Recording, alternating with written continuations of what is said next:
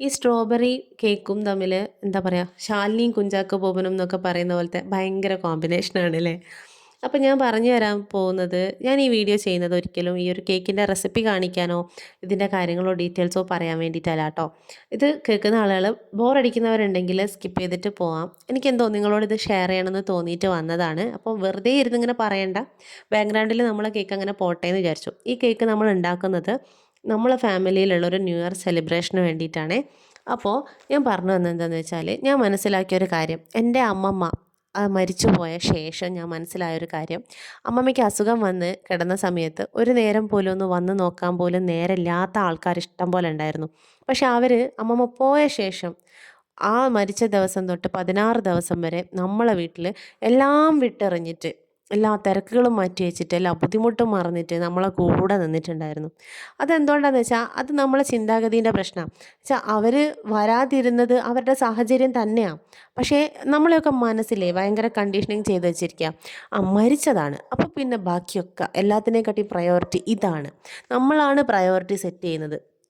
അപ്പം ഞാൻ വിചാരിച്ചത് എന്താണെന്ന് വെച്ചാൽ, ആ 16 ദിവസവും അമ്മമ്മ പോയതിൻ്റെ പേരിലാണെങ്കിൽ കൂടി ഇത്രയും ആളുകൾ ഒരുമിച്ച് ഒരു വീട്ടിൽ ഉണ്ടും ഉറങ്ങിയൊക്കെ നിന്ന സമയത്തുള്ള ആ ഒരു സന്തോഷം ഉണ്ടല്ലോ, അത് ഏറ്റവും കൂടുതൽ ആഗ്രഹിച്ച ആൾ എൻ്റെ അമ്മമ്മയായിരുന്നു.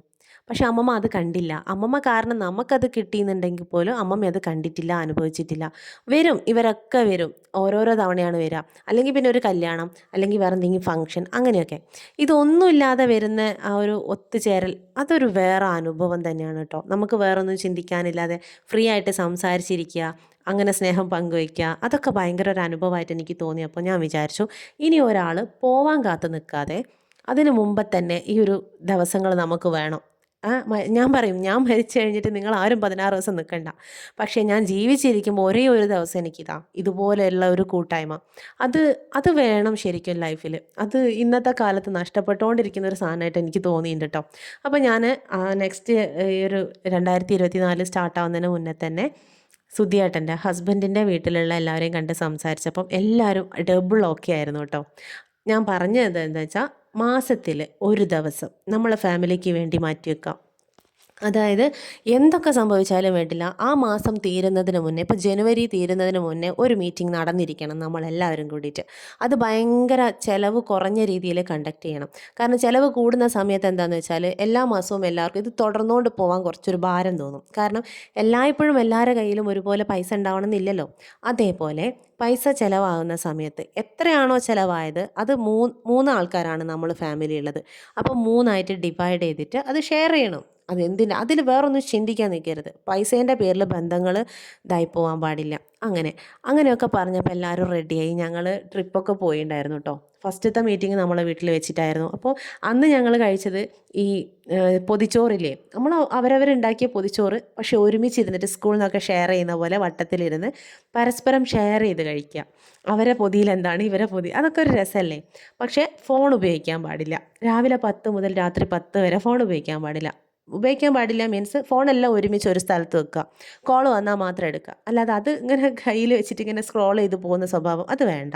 നമ്മളെല്ലാവരും പരസ്പരം ഇരുന്ന് നമ്മളെ ഫ്രീ ടൈം കിട്ടണം. ഇത് നമ്മളിപ്പോൾ വിചാരിക്കുമോ ഞങ്ങളിതൊക്കെ ചെയ്യാറുണ്ടല്ലോ, എല്ലാവരെയും കാണാറുണ്ടല്ലോ, അങ്ങനെയല്ല. നമ്മൾ ഇതിന് വേണ്ടി എന്ന് പറഞ്ഞിട്ട് മീറ്റ് ചെയ്യുന്ന സമയത്ത് നമ്മൾ കുറച്ചും കൂടെ ഫ്രീ ആവും. നമ്മളെ മൈൻഡ് നമ്മളറിയാതെ ഫ്രീ ആവും.